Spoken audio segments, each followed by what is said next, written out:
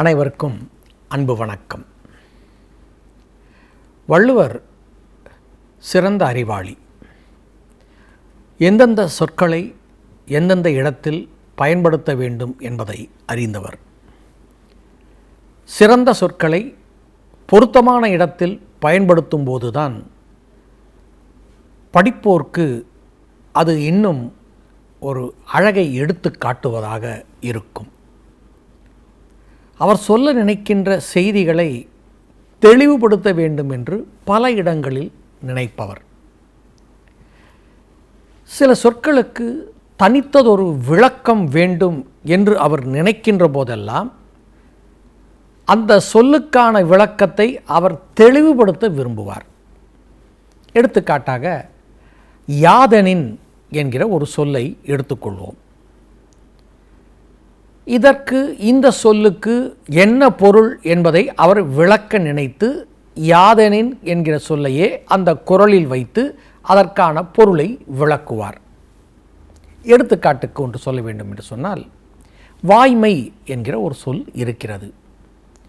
வாய்மை என்பதற்கு மெய்மை, உண்மை, சத்தியம் இது போன்ற பொருள்கள் உண்டு. உடம்பை, இந்த உடம்பினால் அதை நாம் ஒரு கருவியாக பயன்படுத்தி உள்ளதை சொல்வது மெய்மை என்று சொல்வார்கள்.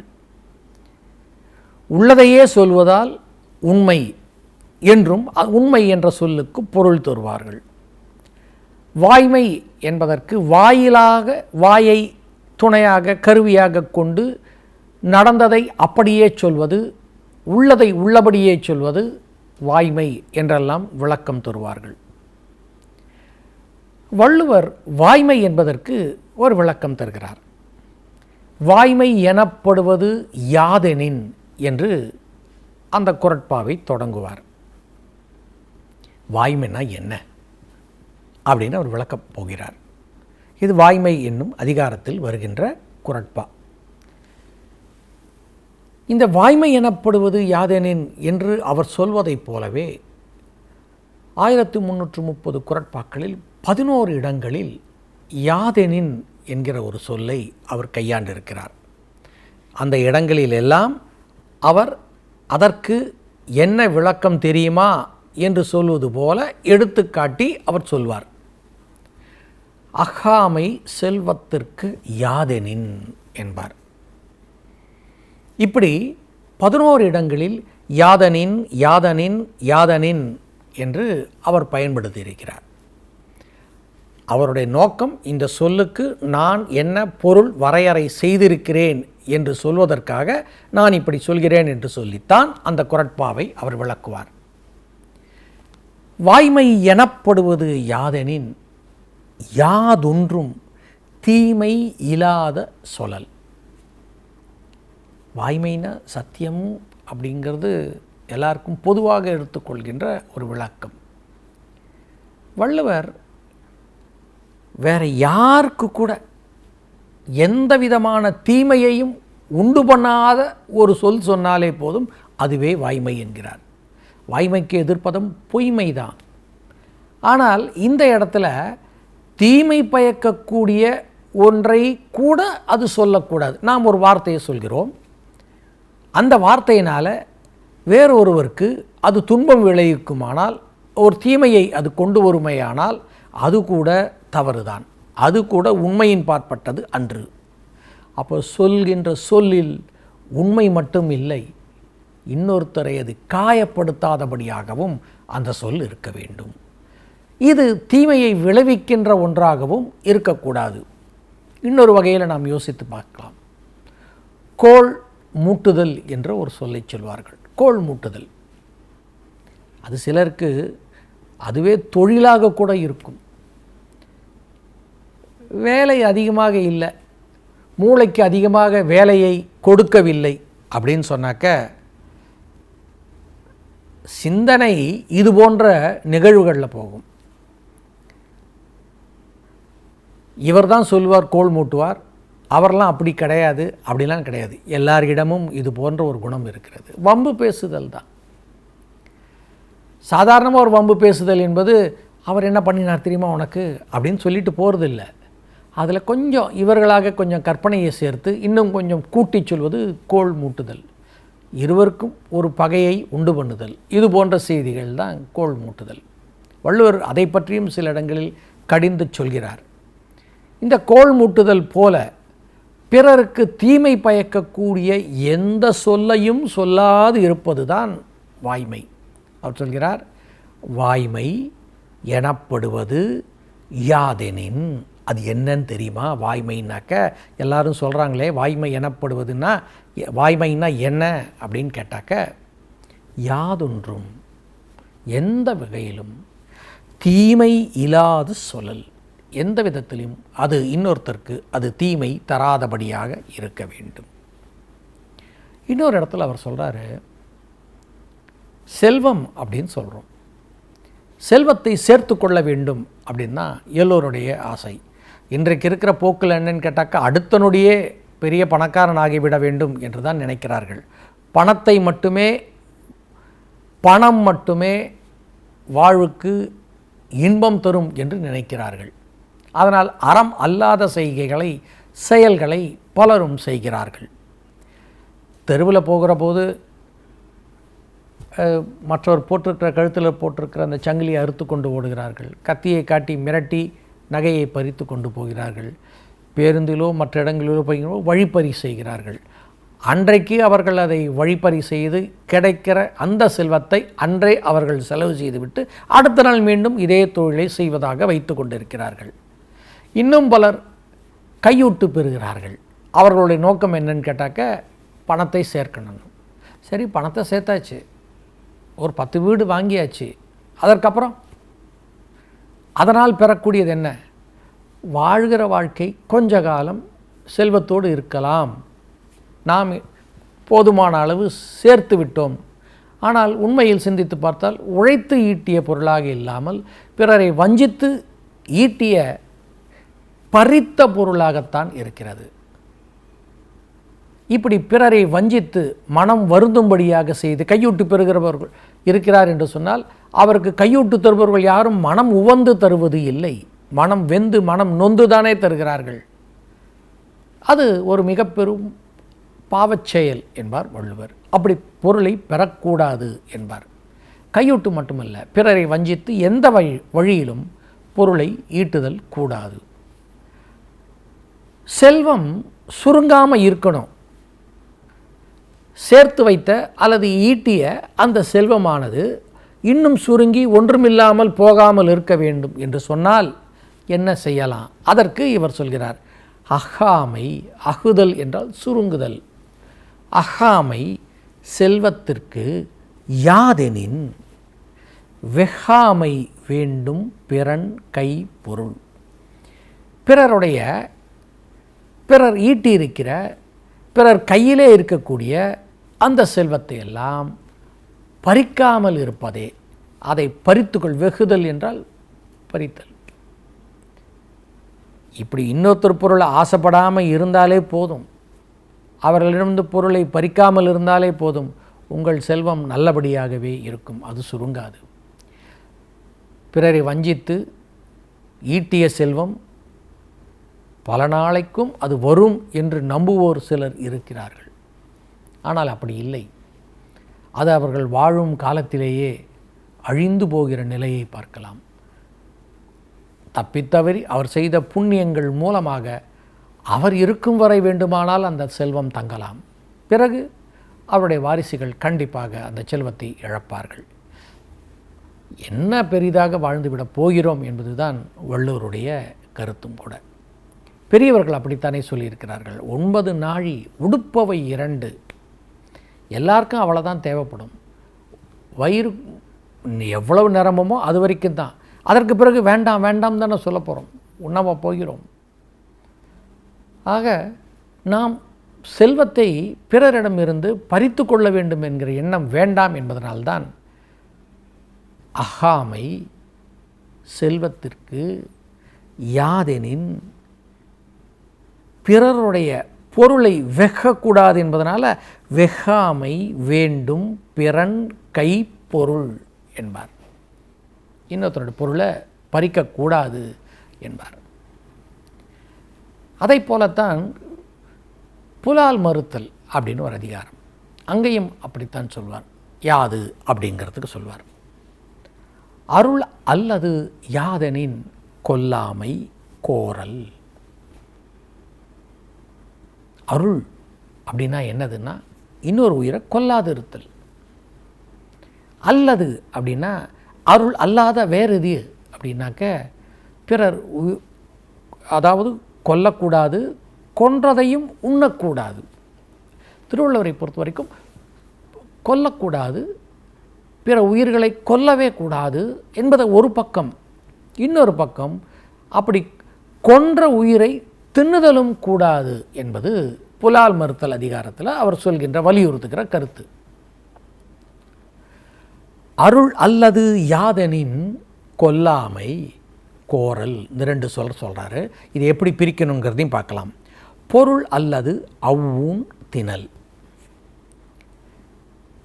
அருள் அல்லதுங்கிறது ஒரு சொல்லாக பரிமேலழகர் கொள்ளவில்லை.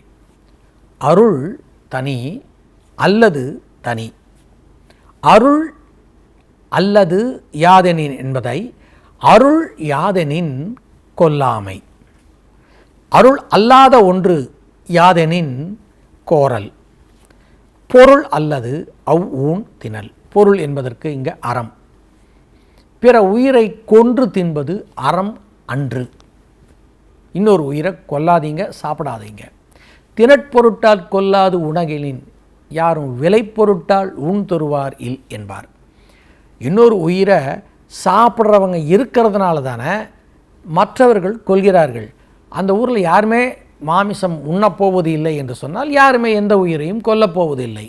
எடுத்துக்காட்டுக்கு இமயமலையில் அந்த பகுதியிலே வாழ்பவர்களுக்கு இந்த குளிர்சாதனை பெட்டி தேவையில்லை, மின் விசிறி கூட தேவையில்லை. ஏன்னு கேட்டால் எப்போதுமே அப்படி தான் இருக்கும். அங்கே கொண்டு போயிட்டு யாருமே கொண்டு போய் குளிர்சாதனை பெட்டியை விற்றுவிட முடியாது.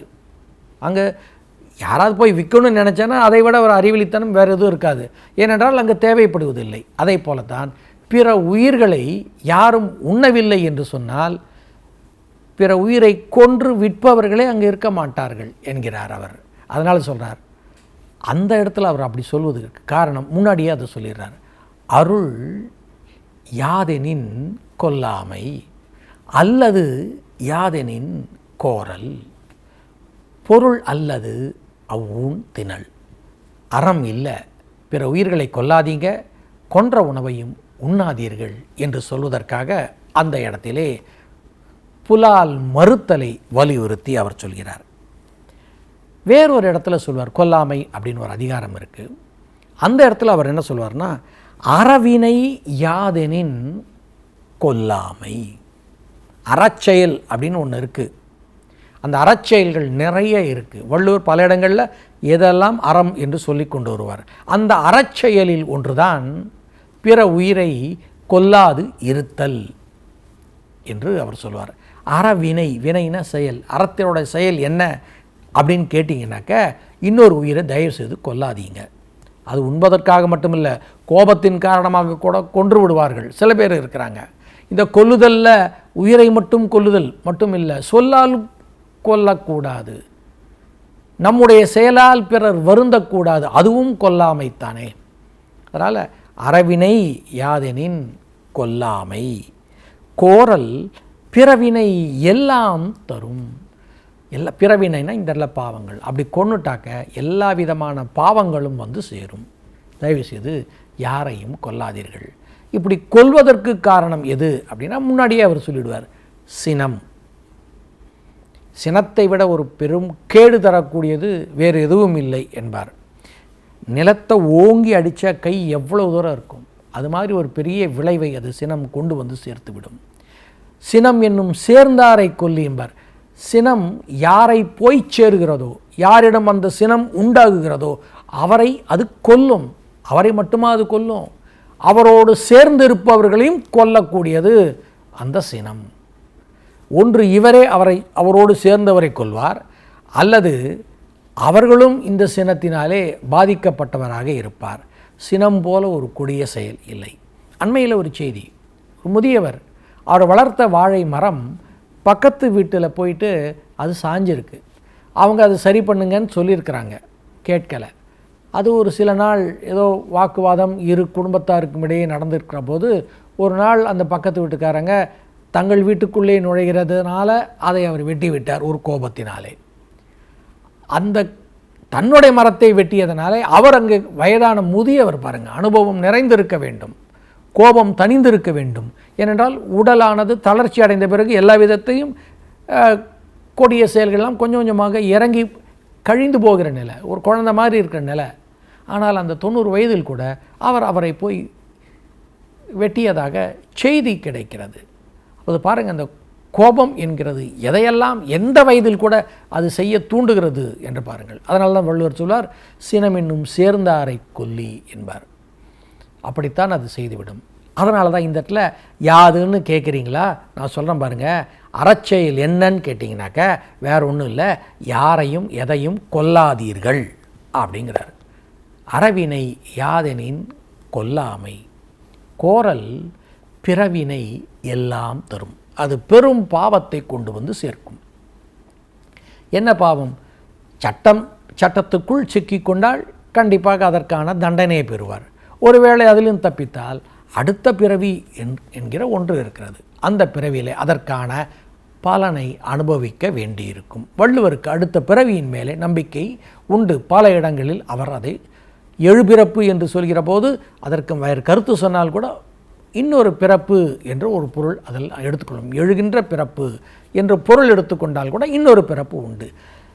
இம்மை பிறப்பில் பிரியலம் என்றேனா என்று வேறொரு இடத்துல சொல்லலாம். இந்த பிறப்பில் நான் பிரியலை, நாம் பிரிய மாட்டேன் அப்படின்னு சொன்னார்னாக்கா இந்த பிறப்பு என்று சொல்கிற போது அடுத்த பிறப்பு என்கிற ஒன்று இருக்கிறது. அடுத்த பிறப்பு என்பதில் நம்பிக்கை இருந்தால் இந்த பிறப்புக்கு முன்னும் ஒரு பிறப்பு உண்டு. அது முற்பிறப்புக்கு உம்மை என்று சொல்வார்கள் பழைய தமிழில். உம்மைனாக்க முற்பிறப்பு, இம்மைனா இந்த பிறப்பு, மறுமைனா அடுத்த பிறப்பு. அப்போது கொல்லாது இருத்தல், அந்த கொல்லாமையை நாம் மேற்கொண்டால் அடுத்த பிறவியில் இன்னும் கூட நாம் மேன்மை அடையலாம். இந்த உயிரின் நோக்கமே செம்பொருளான இறைவனை காண்பது தானே. வள்ளுவருடைய கருத்தும் அதுவே. அந்த நிலையை அடைவதற்கு இன்னொரு பிறப்பு நமக்கு ஒரு வாய்ப்பாக இருக்கும். அந்த பிறப்பான அந்த வாய்ப்பு நல்லபடியாக அமையணும்னா, இறைவனை நோக்கி நம்முடைய பயணத்தை அடுத்த பிறவியிலாவது நாம் தொடர வேண்டும் என்று சொன்னால் இந்த பிறவிலேயே அதற்கான முன்னேற்பாடுகளை செய்து கொள்ள வேண்டும். பிற உயிர்களை கொல்லக்கூடாது, பிறருக்கு தீமையை நாம் செய்யக்கூடாது போன்ற அறங்களை நாம் பின்பற்ற வேண்டும் என்று பல இடங்களில் வள்ளுவர் சொல்லிக்கொண்டே போவார். அதே போல் நல்ல நெறி அப்படின்னா என்ன? நல்ல நெறியில் நடந்து கொள்ளுங்கள். நல்ல நெறினா என்ன? நல்லாறு எனப்படுவது யாதெனின் என்று அவருக்கு சொல்வார். அதற்கு ஒரு விளக்கம் தராரு. நல்ல வழி, நல்ல வழியில் இருப்பா, நல்லபடியாக நடந்துக்க எல்லாம் சொல்லுவாங்க. அந்த நல்லபடியாக அல்லது நல்ல நெறி, நன்னெறி என்னன்னு கேட்டாக்க நல்லாறு, ஆறுனா வழி, நெறி. நல்லாறு எனப்படுவது யாதெனின் யாதொன்றும் கொல்லாமை சூழும் நெறி. எதையும் கொல்லாதீங்க, அதுதான் நல்ல வழியே. கொல்லக்கூடாது என்பதில் உறுதியாக இருக்கிறார். தீவிரவாதி போல் இருக்கிறாங்கன்னா அவங்கள கொல்லலாமான்னா அவங்கள கொல்வது நல்லது தான். எப்படி பயிருக்கு இடையிலே விளைகிற களைகளை அறுத்து எறிவது போலத்தான் மக்கள் சமூகத்தில் இதுபோல் சில கொலைஞர்கள் இருப்பாங்கள, அப்படிப்பட்ட கொலையின் கொடியார் இருப்பாங்கள்ல, அவர்களை வேந்த அரசனாக இருப்பவன் நீக்க வேண்டும். அது ஒரு பாவச் செயல். அப்படி செய்வது நாட்டுக்கு நல்லது, பலருக்கும் அது நல்லது தரக்கூடியதாக இருக்கிறது. அதனால் சொல்வார், நல்லாறு எனப்படுவது யாதெனின் யாதொன்றும் கொல்லாமை சூழும் நெறி என்பார். நட்பு கொள்கிறோம். நட்புங்கிறது ஒரு சிறந்த உறவு. எல்லோருக்கும் நண்பர்கள் இருவராது குறைந்தபட்சம் இருப்பார்கள். அந்த நண்பர்களை நாம் எப்படி தேர்ந்தெடுத்து கொள்ள வேண்டும் என்று ஒரு 5 அதிகாரத்திலே அவர் சொல்கிறார். நட்பு, நட்பாராய்தல், பழைமை, தீ நட்பு, கூடா நட்புன்னு 5 அதிகாரம். இதில் நட்பை பற்றி பேசுகிற போது அதற்கும் ஒரு விளக்கம் தருகிறார். அங்கேயும் அவர் யாது அப்படிங்கிற ஒரு சொல்லு யாதெனின் என்று அவர் கேட்கிறார். நட்பிற்கு வீற்றிருக்கை யாதெனின் கொட்பின்றி ஒல்லும் வாய் ஊன்றும் நிலை. நட்பு அதற்கு ஒரு சிறந்த இடம் என்ன அப்படின்னா, மனசை அப்படி இப்படின்னு விடாமல், அலைய விடாமல் நிலை நிறுத்தி கொண்டு நண்பர்கள் துன்பப்படுகிற போது அவர்களுக்கு தேவையான காலத்தில் தகுந்த உதவியை தவறாது செய்ய வேண்டும் என்கிறார். அதுதான் உண்மையான நட்பு. அந்த நட்புக்கு சிறந்த இருக்கையும் அதுதான். நண்பர்கள் துன்பப்படுறாங்க, அதை பார்த்துட்டு அப்படியே இருக்காது. அது உண்மையான தேவை என்று சொன்னால் உடனே போயிட்டு கை கொடுத்து அவர்களை நாம் உதவி செய்ய வேண்டும். இப்படி நட்பு நாளொரு மேனியும் பொழுதொரு வண்ணமுமாக வளர்ந்து பல காலம் வந்துடுச்சு. இருவருமே ஒத்த குணம் உடையவர்களாகி ஒரு தன்மை தாகி ஒரே சிந்தனை உடையவர்களாக இருந்து வெறும் சிரித்து பேசி பழகி போகின்ற ஒரு நட்பாக இல்லாமல் உள்ளார்ந்த நட்பாக இருந்தால், முகநக நட்பது நட்பன்று நெஞ்சத்து அகநக நட்பது நட்பும் வரலையா, நெஞ்சம் கலந்த நட்பாக இருந்தால் கால ஓட்டத்தில் அது பழகிய ரொம்ப நாள் பழகி வந்த நட்பு, அதுதான் பழமை. அந்த பழமையில் கூட இந்த யாதெனின் என்பதை அவர் போடுவார். பழைமை எனப்படுவது யாதெனின், பழகி வருகிற நட்பு, பல காலம் பழகியாச்சு, ஒரு 10 வருஷம் 20 வருஷம்னு பழகியாச்சு அந்த நட்பு. அந்த பழமை அது என்ன அப்படின்னு கேட்டாக்க, யாதும் கிழமையை கிழுந்திடா நட்பு. அப்படி பழகி வருகிற அந்த நட்பை காக்க வேண்டும். அந்த பழகிய அந்த நட்பை விட்டுவிடக்கூடாது. இன்னொருவரை தாழ்த்திவிடக்கூடாது, கீழாக தள்ளிவிடக்கூடாது. அதுதான் அவர் நமக்கு ஒரு துன்பம் செய்தால் கூட அதை பொறுத்து கொண்டு போக வேண்டும். அதற்காக உனக்கு நான் எனக்கு இப்படியா பண்ணிட்ட அப்படின்னு உண்மையான நண்பர்கள் துன்பப்படுத்துவதில்லை. ஆனால் அப்படி ஒன்று நேர்ந்தாலும் கூட, நாம் வருந்தும்படியாக சில செயல்களை செய்தாலும் கூட மன்னித்து அதை அழகாக தள்ளிக்கொண்டு போக வேண்டும் என்பார். அதை ஒரு பெருசாக எடுத்துக்காதீங்க என்பது அவருடைய கருத்து. சில நேரங்களில் நமக்கு நண்பர்களாகவோ அல்லது தெரிந்தவர்களாகவோ பழகியவர்களாகவோ உறவினர்களாகவோ யார் வேண்டுமானாலும் இருக்கலாம், சந்திக்க வேண்டிய பார்க்க வேண்டிய பழக வேண்டிய நிலை ஏற்படும். எல்லோருமே அறிவாளிகளாக இருக்க வேண்டும் என்கிற கட்டாயம் இல்லை. அறிவில் குறைந்தவர்கள் கூட இருப்பார்கள். அப்படிப்பட்டவர்கள் நாம் சந்திக்கிறோம். ஆனால் அவர்கள் என்ன நினைப்பாங்க, அவங்களுக்கு வெளி உலகத்தில் பார்க்குறவங்க தான் நம்மளை பற்றி மதிப்பீடு செய்வார்கள்.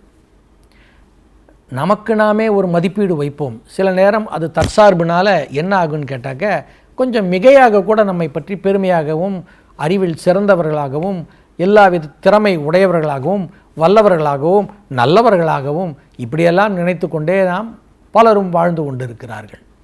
ஆனால் நம்மை பற்றி ஓரளவுக்கு நன்றாக எடை போட்டு இப்படிப்பட்டவர் தான் என்று அறியக்கூடியவர்கள் நம்மை விட மற்றவர்கள் தான் இருப்பார்கள். நம்மோடு பழகுபவர்கள் தெரிந்தவர்கள் தான். இப்படிப்பட்ட அறிவில் சற்று குறைந்தவர்கள், அதற்கு முட்டாள் அப்படிங்கிற பேரில் நம்ம இன்றைக்கி எல்லோரும் வழங்குகிறோம். பழைய காலத்தில் பேதை என்று சொல்வார்கள். அறிவில் கொஞ்சம் அது பேதைமை என்றது அறிவில் குறைந்த அந்த தன்மை. வள்ளுவர் சொல்கிறார், பேதைமை என்பது ஒன்று யாதெனின். பேதைமைன்னு சொல்கிறோமே அது ஒன்று, அது நான் என்னக்க ஏதம் கொண்டு ஊதியம் போக விடல். முட்டாள்தனம் அப்படின்னு சொன்னால் என்ன, அதெல்லாம் வேறு ஒன்றும் இல்லை. கெடுதியெல்லாம் வாங்கி வச்சுக்கிறது, நல்லது எல்லாத்தையும் போக விடுறது, அதுதான். கெட்டதை வாங்கி வச்சுக்கிட்டு நல்லதை தள்ளி விடுதல். எவ்வளோ பெரிய முட்டாள்தனம் பாருங்கள். அதை தான் அவர் சொல்கிறார். பேதைமை எனப்படுவது யாதெனின், ஏதம் கொண்டு குற்றத்தை கொண்டு கெடுதியை கொண்டு ஊதியம் போக விடல். ஊதியம் என்பதற்கு இன்றைக்கி வருமானம்னு பொருள். இந்த வள்ளுவர் காலத்தில் ஊதியம் என்பதற்கு வெறும் லாபம் மட்டும் இல்லை, நன்மை என்ற பொருளும் எடுத்துக்கணும். எல்லா நன்மையும் விட்டாச்சு, எல்லா கெட்டதையும் வாங்கி வச்சுக்கிட்டாச்சு. இதுதான் முட்டாள்தனம். அது தொழிலில் சிலர் செய்து விடுவார்கள், சிலர் உறவு முறையிலே செய்து விடுவார்கள், சிலர் சொல் அளவிலே செய்து விடுவார்கள். எந்த வகையில் இருந்தாலும் சரி அதுதான் பேதைமை என்பார். இன்னொரு இடத்துல கொஞ்சம் வேடிக்கையாக சொல்வார். நிறங்களுள்ள ஒன்று வெண்மை அப்படின்னு ஒரு சொல் இருக்குது. இந்த வெண்மைக்கு நிகராக இன்னொரு ஓசை நயமுடையது ஒண்மை அப்படின்னு ஒன்று இருக்குது.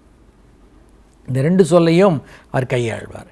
வெண்மை எனப்படுவது யாதெனின் ஒண்மை உடையம் யாம் என்னும் செருக்கு என்பார். வெண்மை என்பதற்கு அறிவு இல்லாத ஒரு தன்மை தான். வெண்மை அப்படின்னா என்ன? அறிவில்லை அப்படின்னு சொல்கிறோமே, அப்படின்னா என்ன அப்படின்னு கேட்டாக்க, ஒண்மை உடையம் யாம் என்னும் செருக்கு. நாம் ஒரு பெரிய அறிவாளி அப்படின்னு நினச்சிட்டு இருக்கிற அந்த தன்மை தான். அதுக்காக ஒரு கர்வம் கூட இருக்கும் சில பேருக்கு. ஆனால் அறிவு குறைவாக இருக்கும். ஆனால் நடந்து கொள்கிற முறை பார்த்தா பேரறிவாளன் போல் அவர்கள் நடந்து கொள்வார்கள். அந்த தன்மை இது இருக்குது பார்த்தீங்களா? அதை விட நகைப்புக்கு உரியது வேறு என்ன இருக்கும்? ஒரு முட்டாள் தன்னைத்தானே உயர்வாக நினைத்து கொள்வானே, அதுதான். அதை விட ஒரு வேடிக்கையானது வேறொன்றும் இல்லை. இதற்கு பரிமேலழகர் சொல்வார், அறிவு முதிராமை தான் இந்த இடத்துல ஒண்மையும்பார். அறிவு இன்னும் அவர்களுக்கு முதிரவில்லை, அதுபோல் இருப்பது தான் இந்த பேதை அப்படின்னு சொல்வார். ஆக இந்த பேதமைக்கு தான் நம்ம ஒண்மை என்கிற ஒரு சொல்லும் அவர் கையாள்வார். வெற்றி தோல்வி இது ரெண்டும் எல்லோரும் சந்திக்கின்ற இயல்பான நிகழ்வுகள். சில நேரங்களில் வெற்றி பெறுவோம், சில நேரங்களில் தோல்வியை தழுவுவோம். இன்பம் துன்பம் மாறி மாறி வாழ்க்கையில் வருவது போல தான் வெற்றியும் தோல்வியும் வரும். எல்லா முறையும் எப்போதுமே வெற்றி என்பது உலகில் யாருக்கும் நடப்பதே இல்லை. இதுவரை தோல்வியே அடையாதவர்கள் யார் இருக்க முடியும்? எல்லோருக்கும் அது இயல்பு, வெற்றி தோல்வி. ஆனால் யாரிடம் வெற்றி பெறுகிறோம், யாரிடம் தோல்வி அடைகிறோம் என்பதை பொறுத்துத்தான் அதனுடைய மதிப்பு இருக்கிறது. ஒருவர் ஒரு விளையாட்டு அப்படின்னு வச்சுக்கோங்க, அந்த விளையாட்டில் யாரிடமோ விளையாடிட்டு இருக்கார். அவரை விட திறமை உடையவரிடம் அவர் தோற்றால் அதை பெரிதாக அவர் எடுத்துக்கொள்வது இல்லை. அவரை விட திறமை உடையவரோடு விளையாடி வெற்றி பெற்றால் அதைவிட மகிழ்ச்சி அவருக்கு வேறு எதுவும் இல்லை. போர் என்றாலும் கூட அப்படித்தானே. யாரோ ரெண்டு அரசர்கள் ஒருவருக்கொருவர் நேர் எதிராக மோதிக்கொள்கிறார்கள். ஒருவர் தான் வெற்றி பெற முடியும். இன்றைக்கி போதும், நம்ம ரெண்டு பேருமே சரி பாதி முடிச்சுக்கிட்டோம், இன்னொரு நாள் பார்த்துக்கலாம் அப்படின்னு போரில் நின்றுவிட முடியாது. விளையாட்டும் அப்படித்தானே. யாராலையும் ஒருவர் தான் வெற்றி பெறணும். நம்மை விட திறமையானவரிடம் தோற்றால் நாம் அதை பற்றி கவலைப்படுவது இல்லை, அப்படியே ஏற்றுக்கொள்கிறோம். ஆம், தோற்றோம். சில நேரங்களில் திறமை குறைந்தவர்களோடு அல்லது வயதில் குறைந்தவர்களோடு விளையாடுறாங்க. அதில் தோத்துட்டா அதை அவர்களால் ஏற்றுக்கொள்ள முடிவதில்லை. மனசு அதை ஏற்றுக்காது. என்னடா அது சின்ன பையன்கிட்ட போய் நம்ம அப்படி தோத்துட்டோமேன்னு. ஆனால் அந்த சின்ன பையன் இவரை விட கெட்டிக்காரனாக இருக்கலாம். வயதில் வேண்டுமானால் குறைவு இருக்கலாம், திறமையில் இவரை விட அவர் கெட்டிக்காரராக அந்த சிறியவர் இருக்கலாம். அப்போது அவருடைய அந்த குழந்தையுடைய அந்த கெட்டிக்காரத்தனத்தை உணர்ந்து கொள்ள வேண்டும். அதையும் நான் சரியாகவே நான் ஏற்றுக்கொள்கிறேன். ஆம், தோற்றேன், என்னை விட நீ நன்றாக விளையாடினாய் என்று ஏற்றுக்கொள்ள வேண்டும். இப்போதெல்லாம் இந்த சதுரங்க விளையாட்டில் பார்த்தாக்க சின்ன சின்ன பசங்களாம் மிகச்சிறப்பாக விளையாடி கொண்டிருக்கிறார். உலக அளவிலே புகழ்பெற்றவர்களாக விளங்குகிறார். பல சாதனைகளை செய்து கொண்டிருக்கிறார்கள். ஒரு வயதான ஒருத்தர் அவர் போகிறாரு, போய் அந்த பையனோடு விளையாடுறாரு. அந்த பையன் இவரை தோற்கடித்து விட்டால், சின்ன பையனா சும்மா விளையாட்டுக்கு அப்படியே விட்டு கொடுத்துட்டேன், இல்லாட்டி என்ன சின்ன குழந்தை தானே அப்படின்னு சொல்லி சமாளிப்பாங்க. தோற்றதை ஏற்றுக்கொள்ள முடியவில்லை. ஆனால் அந்த குழந்தை வெற்றி பெற்று விட்டால் அவனுடைய திறமையை பாராட்டுவதற்கு மனம் இல்லாது இருப்பார்கள். ஆனால் சால்பு உடையவர்கள், சான்றோர்கள், உயர்ந்த குணம் உடையவர்கள், தம்மை விட எளியவராக இருந்தாலும் சிறியவராக இருந்தாலும் தமக்கு நிகராக இல்லாதவராக இருந்தாலும் கூட தோல்வி அடைந்தால் ஆம் தோற்றேன் என்று ஒத்துக்கொள்வார்கள். சால்புக்கு கட்டளை யாதெனின் என்பார். கட்டளை அப்படின்னு ஒரு சொல் இருக்கு. தங்கத்தை உரசி பார்ப்பதற்கான கல், அதுதான் கட்டளை கல். ஒரு நகை இருக்குது, இது உண்மையிலேயே தங்கம் தானா அல்லது தங்கம் போல் இருக்கிற வேறொரு உலோகமா அப்படிங்கிறத எதை வச்சு கண்டுபிடிக்கிறாங்கன்னா, கட்டளைன்னு சொல்லக்கூடிய ஒரு கல், உரைகள் அப்படின்னு சொல்கிறோமே, அப்படியே உரசி பார்க்குறாங்க. ஆமாம் இது தங்கம், இது தங்கம் இல்லைங்கிறது அந்த உரைகள் காட்டிடும். எதிரே கொண்டு வருபவர் உண்மையை சொல்லணும்னு அவசியம் கிடையாது. அவர் பொய் கூட சொல்லலாம், தங்கம் சொல்லிட்டு தங்கம் இல்லாத ஒன்றை கூட கொடுக்கலாம். ஆனால் எது பேசாமலே பேசி விடுகிறதுனா அந்த கட்டளை கல், உரைகள், உரைத்து பார்க்குற அந்த கல். சால்பிற்கு உயர்ந்த குணங்களில் ஒரு கட்டளைகள் போல எது இருக்கும் அப்படின்னா, தோல்வி துளையல்லார் கண்ணும் குழல். தமக்கு நிகர் இல்லாதவரிடம் தோற்றால் கூட ஆம் தோற்றேன் என்று ஒத்துக்கொள்வார்கள். யார்? உயர்ந்த குணத்தை உடையவர்கள். சால்பு சான்றாண்மை என்று சொல்வார். உயர்ந்த குணம் உடையவர்கள், சான்றோர்கள் ஒப்புக்கொள்வார்கள். மற்றவர்கள் அவ்வாறு இருப்பது இல்லை. சால்பிற்கு கட்டளை யாதெனின் தோல்வி துளை அல்லார் கண்ணும் குழல். துளைனா தராசு, எடை போட்டு பார்க்கறது தானே தராசு. துளை அல்லார் தனக்கு நிகராக இல்லாதவர்கள் போல இருந்தாலும் கூட அதையும் ஏற்றுக்கொள்வார்கள். ஒரு இந்த சொல்லுக்கு இணைய வேறு எதை சொல்ல முடியும் அப்படின்னு சொல்லுவாங்க. அவனுக்கு நிகர் அவன்தாயா, வேற யாரும் இல்லையான்னு சிலரை புகழ்ந்து சொல்வார்கள். இவரை போல வேற யாருமே உலகில் இல்லை, ஈடு இணையற்றவர் என்று சொல்வார்களே, அப்படி அதுபோல் இடங்களில் ஒன்று சொல்கிறார். யாதெனின் என்று இவரே கேட்டு அதற்கு ஒரு விளக்கம் தருகிறார். இன்மையின் இன்னாதது யாதெனின். இன்னாததுனா துன்பம் தருவது. எதெல்லாம் துன்பம் தருமோ அதெல்லாம் இன்னாதது. இன்மையின், இன்மை என்றால் இந்த இடத்துல வறுமையின் அர்த்தம். ஒன்றும் இல்லாத தன்மை, வறுமை. வறுமையை விட மிக துன்பம் தரக்கூடியது ஏதாவது இருக்குதா கேட்டால் அதற்கு பதில் தருகிறார். இன்மையின் இன்னாதது யாதெனின். எது? வறுமையை விட மிக துன்பம் தரக்கூடியது எது? அதற்கு அவர் சொல்கிறார், இன்மையின் இன்மையே இன்னாதது. வந்த சொல்ல திரும்ப திரும்ப அவர் சொல்லிக்கொண்டு போகிறார். வறுமையை விட துன்பம் தரக்கூடியது வேறு எதுப்பா இருக்குன்னா, வறுமையை விட துன்பம் தரக்கூடியது வறுமை தான். அதற்கு நிகர் வேறு எதுவுமே இல்லை. வறுமையில் இருப்பவர்களுக்குத்தான் தரும் அந்த வறுமை தருகின்ற கொடுமை. உண்ண உணவு இல்லை, 2 நாளைக்கு ஒரு முறை தான் ஏதோ ஒரு கால் வயிறோ அரை வயிறோ கிடைக்கும். இதையெல்லாம் வறுமையில் இருப்பவர்கள் அனுபவித்திருப்பார்கள். அதையெல்லாம் வள்ளுவர் பார்த்திருப்பார். அவர் சொல்கிறார், வறுமையை விடக்கூடியது எது? வறுமையை விடக்கூடியது வறுமை தான். ஏன்னா அதற்கு நிகர் வேறு எதுவும் இல்லை என்பார். இப்படியாக யாதெனின் யாதெனின் என்கிற ஒரு சொல்லை எடுத்து காட்டி இந்த சொல்லை கையாண்டு இந்த சொல்லுக்கு இந்த இடத்துல இதுதாயா பொருள் என்று தெளிவாக எடுத்து காட்டுவார் வள்ளுவர். யாதெனின் ஒரு விளக்கத்தை இப்படி 11 இடங்களில் வள்ளுவர் தருகிறார். எந்த சொல்லுக்கு எப்படி பொருள் தர வேண்டும், இந்த பொருளுக்கு இதுதான் சரியான பொருள் என்று எடுத்து காட்டுவதற்காக அவரே தந்த விளக்கங்கள் இப்படி ஒரு 11 குறட்பாக்களில் யாதெனின் என்று சொல்லியிருக்கிறார். குறளை விட சிறந்தது யாதெனின், குறளே மிகச் சிறந்தது என்று சொல்வோம். படிப்போம், வள்ளுவர் வழியில் நடப்போம்.